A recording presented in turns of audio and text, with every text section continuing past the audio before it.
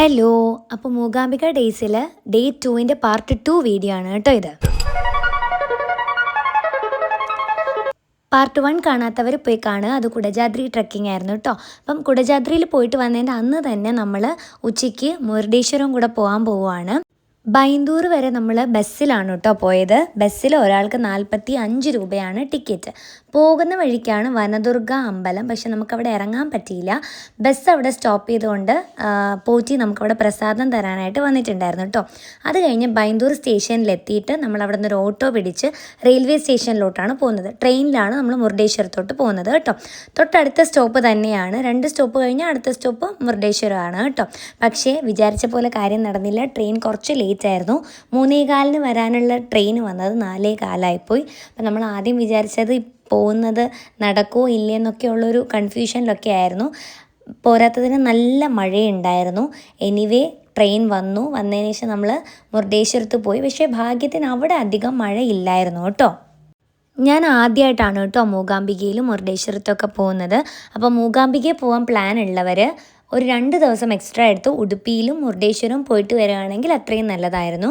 നമ്മൾ ഉടുപ്പിയിൽ പോയിട്ടില്ലായിരുന്നു, മുരുടേശ്വരത്താണ് പോയത് കേട്ടോ. റെയിൽവേ സ്റ്റേഷനിൽ നിന്ന് ഇറങ്ങി അവിടെ നിന്ന് ഒരു ഓട്ടോ എടുത്തിട്ടാണ് അമ്പലത്തിലോട്ട് നമ്മൾ പോയത്. ഓട്ടോയ്ക്ക് 60 രൂപയാണ് അവർ ചാർജ് ചെയ്തത്. അമ്പലത്തിലെത്തി ആദ്യം തന്നെ നമ്മൾ പോയത് ഏറ്റവും മുകളിലുള്ള 18ാമത്തെ നിലയിലുള്ള വ്യൂ കാണാനാണ്. അതിന് നമ്മൾ ടിക്കറ്റ് എടുക്കണം. അഡൾട്ട്സിന് 30 രൂപയും കുട്ടികൾക്ക് 10 രൂപയാണ്. മുകളിലുള്ള വ്യൂ ഇതൊക്കെയാണ് കേട്ടോ. 4 ജനാലയാണ് അവിടെ ഉള്ളത്, വിൻഡോസ് ഉണ്ട്. അതുവഴിയുള്ള കാണുന്ന കാഴ്ചയാണ് കേട്ടോ ഈ കാണുന്നത്. അവിടെ തൊട്ടടുത്ത് തന്നെ ബീച്ച് ഉണ്ട്. പക്ഷേ സമയമില്ലാത്തത് കൊണ്ട് നമ്മൾ ബീച്ചിലോട്ടൊന്നും ഇറങ്ങിയില്ല. മുകളിലുള്ള വ്യൂ ഒക്കെ കണ്ടതിന് ശേഷം നമ്മൾ നേരെ പോയത് ആ വലിയ ശിവൻ്റെ ആ ഒരു പ്രതിമ കാണാൻ വേണ്ടിയിട്ട്. ഇത് അടുത്തുനിന്ന് കാണാൻ വേണ്ടിയിട്ടാണ് കേട്ടോ. കറക്റ്റ് 18 ഗോപുരങ്ങളാണ് കേട്ടോ ഉള്ളത്.